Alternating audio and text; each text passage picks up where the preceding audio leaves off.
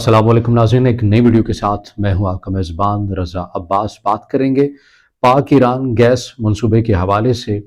یہ ایک ایسا منصوبہ ہے جو ایک ابھی کہہ لیں کہ گلے کا ہار بن چکا ہے، جو اترنے کا نام ہی نہیں لے رہا ہے۔ مسلسل ہم یہ دیکھ رہے ہیں کہ بڑی تواتر کے ساتھ اس کے اوپر کئی سالوں کے بعد اگر آوازیں یا باتیں ہونا شروع ہو جاتی ہیں یا پھر پیشرفت ہونا شروع ہو جاتی ہے، مگر اتنی ہی پھر جلدی جو ہے جتنی تاخیر سے اس کے اوپر بات شروع ہوتی ہے، لیکن بر وقت اس کے اوپر جو ہے وہ کام یا جو باتیں ہو رہی ہوتی ہیں انہیں ختم کر دیا جاتا ہے۔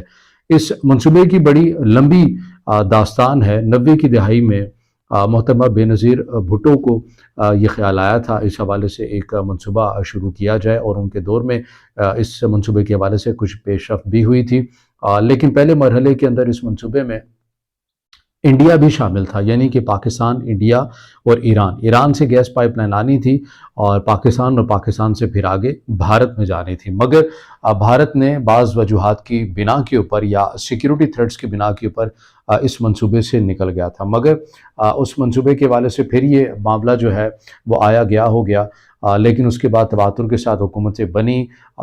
پرویز مشرف ایک ڈکٹیٹر، ان کا بھی ایک بڑا لمبا ٹینیور رہا، لیکن اس منصوبے کے حوالے سے کوئی بات نہیں ہوئی۔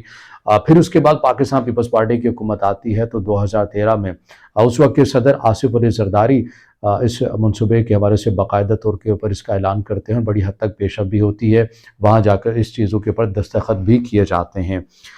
تاہم اس کے بعد بھی پھر ہم نے دیکھا پاکستان پیپلز پارٹی کے اس حوالے سے، کیونکہ اس کے اندر جو بڑی حد تک جو کام تھا ایران کے حوالے سے، ایران اس منصوبے کے اپنا جو کام ہے وہ کر چکا ہوا ہے، پاکستان نے اپنے حصے کا جو کام ہے وہ کرنا ہے، اور اب اتنے عرصے سے یہ منصوبہ کھٹائی میں پڑا ہوا ہے، اس کے اوپر کوئی بات کرنے کے لیے تیار نہیں ہے۔ پاکستان وہ کمٹمنٹس اپنی پوری نہیں کر رہا ہے جو کہ اس کو کرنی چاہیے پاکستان کو۔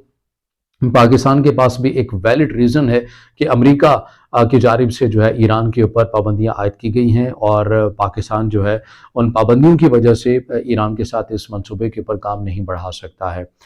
گزشتہ دنوں یا پچھلے کچھ مہینوں کے اندر ہم نے یہ دیکھا کہ امریکہ اور پاکستان کے حالات کافی حد تک کشیدہ بھی ہوئے۔ ایران کی جانب سے پاکستانی حدود کی جو خلاف ورزی کی گئی، پھر پاکستان کو اس کا مؤثر جواب آیا، لیکن اگلے ہی دن تعلقات دوبارہ بحال ہوئے، اور پھر دیکھتے ہی دیکھتے اس منصوبے کے حوالے سے دوبارہ باتیں شروع ہوگی۔ یہ یاد رکھنا چاہیے کہ 2013 میں پاکستان پیپلز پارٹی کی حکومت جانے کے بعد پاکستان مسلم نون کی حکومت آتی ہے، وہ بھی اس منصوبے کے حوالے سے کوئی کام نہیں کرتی ہے، اور اس کے بعد پاکستان تحریک انصاف کی حکومت آتی ہے، وہ بھی اس منصوبے کو آگے نہیں بڑھاتی ہے۔ مخلوط حکومت آتی ہے، اور جس کے وزیر اعظم ہوتے ہیں شہباز شریف، وہ اپنی نگرانی کے اندر ایک کمیٹی کو قائم کرتے ہیں، اور وہ کہتے ہیں کہ اس منصوبے کے حوالے سے دیکھا جائے گا اور اس کو جلد از جلد مکمل کیا جائے گا۔ پھر ہم دیکھتے ہیں کہ نگراں حکومت آتی ہے، پھر کابینہ کی جو توانائی کی کمیٹی ہے وہ اس منصوبے کی جو ہے منظوری دے دیتی ہے، لیکن تاہم پھر یہ خبریں بھی سامنے آتی ہیں کہ اس منصوبے کے اوپر کام شروع کر دیا گیا، مگر ساتھ ہی پھر فوراً بعد امریکہ کے تحفظات پھر سے سامنے آ جاتے ہیں، اور امریکہ کہہ دیتا ہے پاکستان کو ایبسلیوٹلی ناٹ، جس کے بعد اس منصوبے کے اوپر کام روک دیا جاتا ہے۔ کہنے کو تو ہم آزاد ملک ہیں، مگر ہمارے جو ملک کے جو مسائل ہے، ہمیں کس کے ساتھ بزنس کرنا ہے، اپنے لوگوں کو ریلیف دینا ہے یا نہیں دینا ہے، یہ امریکہ ڈیسائیڈ کرے گا۔ مجھے اچھی طرح یاد ہے بھارت کے جو بھی موجودہ وزیر خارجہ بھی ہیں، انہوں نے یورپ کے اندر جب ایک غالباً میڈیا سے وہ بات کر رہے تھے، ان کا یہ کہنا تھا کہ یورپ جو ہے یا امریکہ جو ہے وہ ڈکٹیٹ کر رہا ہوتا ہے دیگر ممالک کو یا پھر ترقی پذیر ممالک کو کہ کن کے ساتھ آپ نے کاروبار کرنا ہے، کن کے ساتھ آپ نے بات کرنی ہے، کن کے ساتھ نہیں کرنی ہے۔ تو یہ بات بڑی اصولی بات ہے کہ یورپ کا مسئلہ یورپ کا ہوگا مسئلہ، لیکن یورپ کا مسئلہ بھارت کا مسئلہ نہیں ہو سکتا۔ ظاہر ہے وہ بھارت کے وزیر خارجہ ہیں تو اپنے ملک کے حوالے سے بات کر رہے ہیں، لیکن یہ بات بڑی پرنسپل ہے، ایک اصول ہونا چاہیے۔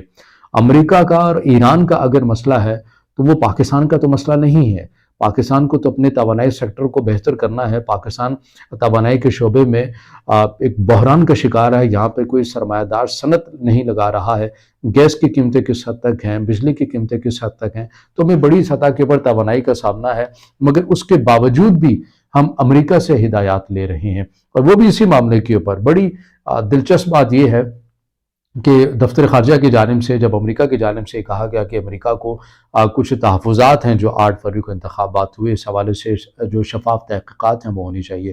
دفتر خارجہ ہمارے बड़ी स्पीड के साथ फ़ौरन ये जवाब दे देता है अमेरिका को कि ये पाकिस्तान के इंटरनल मामलात हैं और अमेरिका को या कोई भी जो दीगर जो मुल्क है वो पाकिस्तान को डिक्टेट नहीं कर सकता है इस हवाले से। मगर इस मंसूबे के हवाले से डिक्टेट किया जा सकता है, लेकिन इलेक्शन के हवाले से डिक्टेट नहीं किया जा सकता। ये बड़ा दोहरा म्यार है, ये होना भी नहीं चाहिए। ईरान और अमेरिका का अगर मसला है तो वो पाकिस्तान का मसला तो नहीं है, ना ही होना चाहिए। भारत को आप देख लें, वो ईरान के साथ मामलात अपने करता है, तिजारत करता है, चाइना के साथ इतनी कशीदगी हो जाने के बावजूद भी वो अपने ताल्लुकात को बरकरार रखे हुए है, रशिया के साथ भी वो अपने ताल्लुकात को बहाल किए हुए है और अमेरिका के साथ भी वो अपने ताल्लुकात को बहाल किए हुए है, सऊदी अरब के साथ भी अपने ताल्लुकात को बहाल किए हुए है, ईरान के साथ भी ताल्लुकात को बहाल किए हुए हैं।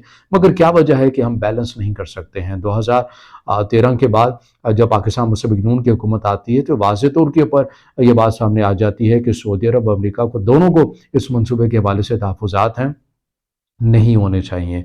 ख़ारजा पॉलिसी या अपने मुफाद किसी मसलक की बिना के ऊपर या किसी की लड़ाई के ऊपर आपको सगा नहीं हो जाना चाहिए। आपको अपने मुल्क और अपने लोगों का मुफाद देखना चाहिए और उसी की बिना के ऊपर फैसले करने चाहिए।